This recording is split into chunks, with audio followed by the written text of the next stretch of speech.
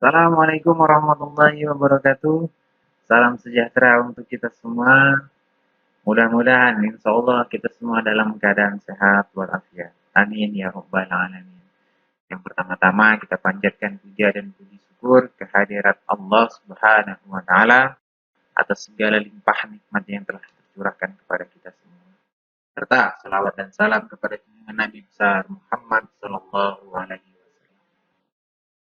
Baik teman-teman, izinkan saya Satria Adinata dari Sekolah Tinggi Agama Islam Maksudnya Tangerang, Prodi Ilmu Al-Quran dan Tafsir.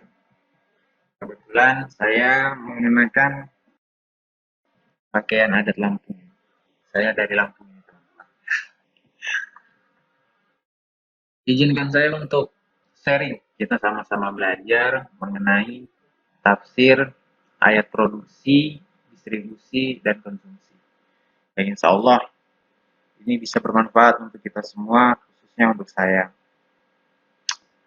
Untuk lebih memperdalam lagi ya. Karena ini yang biasa terjadi di kalangan masyarakat mengenai produksi, distribusi, dan konsumsi. Jadi outline pembahasan kita kali ini mengenai 3 materi tadi, yaitu produksi, distribusi, dan konsumsi. Kita akan bedah mengenai pengertian baik secara bahasa dan istilah, hadis, dan ayat produksi, serta penafsiran-penafsiran para mufassir. Yang terakhir sudah jelas tujuan dari outline pembahasan kita ini, yaitu produksi, distribusi, dan konsumsi. Yang pertama produksi. Nah, di sini produksi pengertiannya dijelaskan oleh kedua ahli. Yang pertama Muhammad Rawas, yang kedua adalah menurut Kaf. Nah, kalau untuk menurut Dr. Muhammad Rawas ini produksi dalam bahasa Arab dengan kata al-intaj yang secara harfiah dimaknai dengan ijadu sil'atin, mewujudkan atau mengadakan sesuatu. Atau yang lebih panjang lagi ini, mungkin teman-teman bisa baca, pelayanan jasa yang jelas dengan menuntut adanya bantuan penggabungan unsur-unsur produksi yang terbingkai dalam waktu terbatas. Itu menurut Muhammad Rawas, sedangkan menurut Kaf mendefinisikan kegiatan produksi dalam perspektif Islam sebagai usaha manusia untuk memperbaiki tidak hanya kondisi fisik materialnya, tetapi juga moralitas sebagai sarana untuk mencapai tujuan hidup sebagaimana digariskan oleh agama Islam, yaitu kebahagiaan dunia akhirat. Simpelnya gini teman-teman, produksi itu kegiatan manusia dengan cara mengeksploitasi sumber-sumber ekonomi yang disediakan oleh Allah Subhanahu wa taala. Baik berupa barang atau jasa yang tidak hanya memenuhi kebutuhan fisik, tapi juga kebutuhan non fisik. Agar apa? Tujuannya untuk mencapai kemaslahatan. Secara simpelnya seperti itu. Sedangkan prinsip-prinsip nah ini yang menurut saya penting. Karena beberapa prinsip diperhatikan dalam produksi adalah ada 4. Ini yang tidak boleh ya. Dilarang memproduksi dan memperdagangkan komoditas yang tercela karena bertentangan dengan syariat. Yang kedua, dilarang melakukan kegiatan produksi yang mengarah pada kezaliman. Terus dilarang juga melakukan penimbunan barang. Nah, mengenai ikhtikar ini mungkin di masyarakat itu masih samar-samar ya bagaimana. Jadi penimbunan barang itu ada yang boleh dan ada yang tidak boleh. Itu di lain pembahasan mungkin akan coba. Next time akan kita bedah masalah ikhtikar ini. Terus memelihara lingkungan, oh sini sudah pasti kita harus bisa memelihara lingkungan. Nah, selanjutnya di bawah ini ada beberapa implikasi mendasar bagi kegiatan produksi. Pertama, seluruh kegiatan produksi terikat pada tataran nilai, moral, dan teknikal yang Islam. Yang kedua, kegiatan produksi harus memperhatikan aspek sosial kemasyarakatan. Yang ketiga, permasalahan ekonomi muncul bukan saja karena kelangkaan tetapi juga masalah yang kompleks. Itu prinsip-prinsip produksi ya teman-teman. Nah, lalu bagaimana dengan ayat Al-Quran dan hadisnya tentang produksi ini. Dalam Quran surah Al-Hadid ayat 7 yang berbunyi, A'udzubillahi minasyaitonirrajim, Bismillahirrahmanirrahim. Aminu billahi wa rasulih wa anfiqu mimma ja'alakum mustakhlafina fi. Fallazina amanu minkum wa anfaqu lahum ajrun kabir. Berimanlah kamu semua kepada Allah dan Rasul yang diutusnya dalam menyampaikan tuntunan-tuntunannya, dan nafkahkanlah sebagian dari apa, yakni harta apapun yang dia yakin Allah titipkan kepadamu dan telah menjadikanmu berwenang dalam penggunaannya selama kamu masih hidup. Ini tafsir Al-Misbah oleh Quraisy Shihab. Ini beliau berpendapat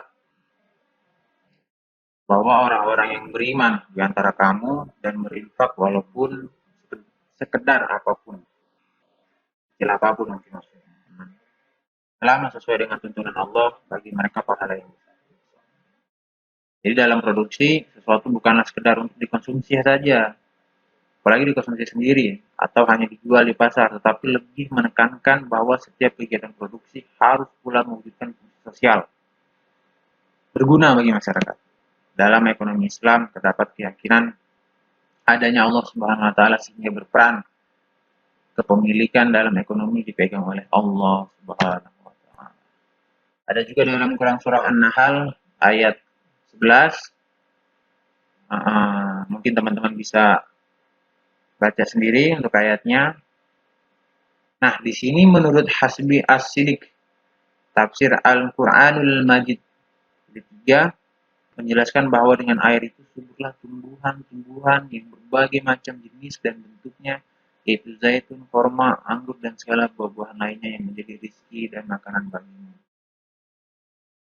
Itu ayat tentang produksi. Oh, ini sudah teman-teman. Siap sudah. Bagaimana dengan hadisnya? An Abi Hurairah qala sami'tu Rasulullah sallallahu alaihi wasallam yaqulu, dari Abu Hurairah radhiyallahu anhu berkata, aku mendengar Rasulullah sallallahu alaihi wasallam bersabda, hendaklah seseorang di antara kalian berangkat pagi-pagi sekali mencari kayu bakar, lalu bersedekah dengannya dan menjaga diri. Atau tidak meminta-minta dari manusia, lebih baik daripada meminta kepada seseorang baik ataupun tidak. Dilarang meminta. Tangan di atas lebih baik daripada tangan di bawah. Mulailah memberi orang yang menjadi tanggung jawabmu. Ya. Jadi hadis ini sering ya kita dengar ya teman-teman. Lebih baik tangan di atas daripada tangan di bawah. Artinya kalau kita bisa memberi ya kita beri. Tapi kalau misalnya kita tidak bisa memberi, jangan juga kita yang meminta. Mudah-mudahan semua ekonominya baik. Tujuan produksi di sini yaitu pemenuhan kebutuhan individu secara wajar, pemenuhan kebutuhan keluarga, bekal untuk generasi mendatang, terus bantuan kepada masyarakat dalam rangka beribadah kepada Allah Subhanahu wa taala. Nah, kalau Ibnu Khaldun menggolongkan dalam 3, yaitu daruriyah, hajiyah, dan tahsiniyah. Nah, baik, materi yang kedua ini konsumsi. Konsumsi ini bukan hanya sekedar makan dan minum ya. Dapat dipahami bahwa konsumsi sebenarnya tidak identik. Nah, tidak identik dengan makan dan minum dalam istilah teknis sehari-hari, tapi juga meliputi pemanfaatan atau pendayagunaan segala sesuatu yang dibutuhkan manusia. Namun, karena yang paling penting dan umum dikenal di masyarakat luas tentang aktivitas konsumsi adalah makan dan minum ya, maka tidak mengherankan jika konsumsi diidentikan dengan makan dan minum. Tujuannya di sini dalam Islam adalah untuk mewujudkan kemaslahatan dunia dan ukhrawi. Masalah duniawi ialah terpenuhinya kebutuhan dasar manusia seperti makanan, minuman, pakaian, perumahan, kesehatan, pendidikan, dan lain-lain. Kemaslahatan akhirat ialah terlaksananya kewajiban agama seperti sholat dan haji. Lalu bagaimana dengan tafsirnya? Nah, di sini teman-teman bisa Lihat Quran surah Al-Maidah.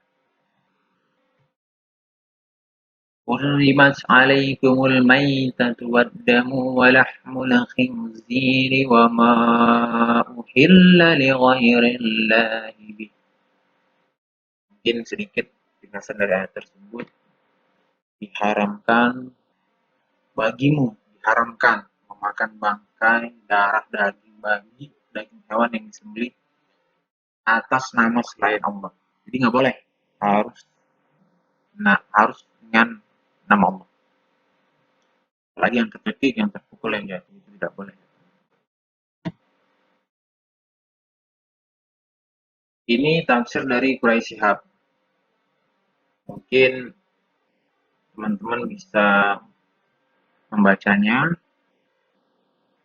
dalam tafsir Al-Misbah juga. Dia menyebutkan bahwa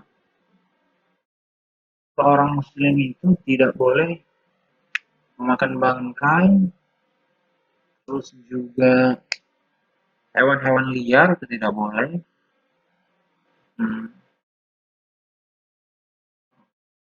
Hewan yang dipukul. Nah, ya intinya tuh harus kalau mau memakannya itu disembelih dengan nama Allah. Mungkin cukup panjang ya. Pun dengan tafsir lain juga Masya Allah begitu panjang ini. Bisa teman-teman baca kalau saya sampaikan mungkin waktu kita tidak banyak ya. Hadis juga di sini saya beri dua. Yang pertama dari hadis riwayat Nasai, yang kedua hadis riwayat Al-Bukhari. Nah, sesungguhnya badanmu mempunyai hak atas dirimu. Jadi kalau kita punya hak atas diri kita, kita harus bisa mengatur waktu untuk beristirahat, makan, minum, bersedekah, berpakaian juga pada waktu. Mungkin terakhir teman-teman distribusi. Mohon maaf dari dua materi yang tadi kita coba bedah tidak saya sampaikan secara lengkap karena memang keterbatasan waktu juga. Tapi ya insya Allah bisa kita pahami secara garis besarnya ya. Selanjutnya pengertian dan tujuan distribusi. Nah, sebagaimana yang kita ketahui bahwa Nabi besar Muhammad SAW itu pedagang dan istrinya juga seorang pedagang yaitu Siti Khadijah. Beliau berdagang sampai negeri Syria, Masya Allah jauh banget.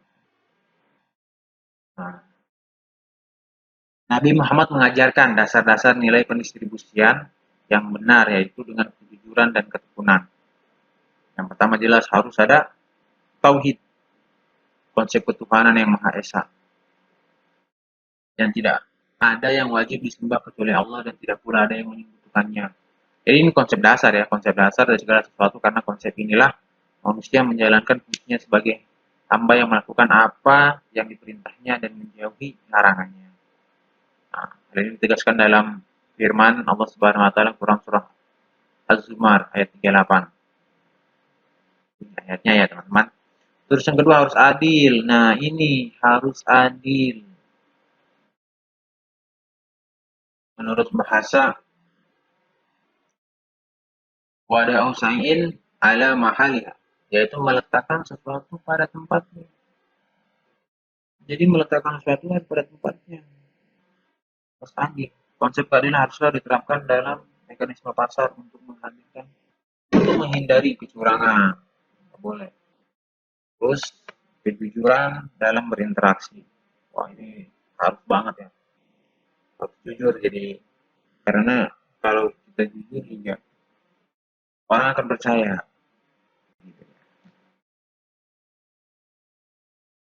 Mengenai tafsirnya sendiri dalam Quran surah Al-Hasr ayat 7, ini mungkin bisa kita sama-sama baca ya teman-teman.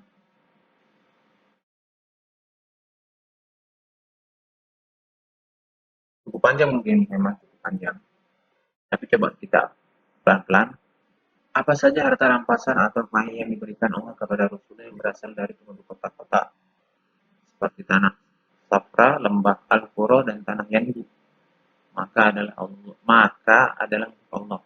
Dia memberitakannya sesuai dengan apa yang dikehendakinya, atau memiliki hubungan kekerabatan dengan kaum kerabat Nabi dari kalangan Bani Hasyim dan Bani Muthalib. Nah,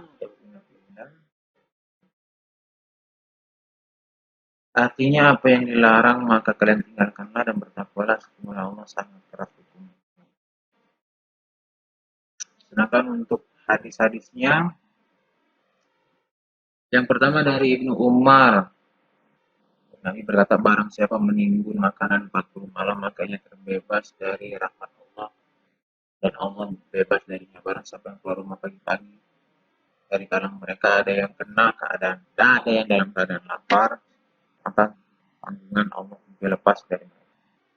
Saya lebih utama dengan mukmin. Barang siapa yang mati dan ia punya hutang, tidak meninggalkan apapun, maka membayarnya. Barang siapa meninggalkan harta, maka ahli waris. Jadi Masya Allah, kalau mengenai hutang, itu harus dibayar. Jangan sampai kita berhutang, kita tidak bayar, dan sampai kita lupa. Alhamdulillah kalau sampai ada niatan untuk tidak mau membayar.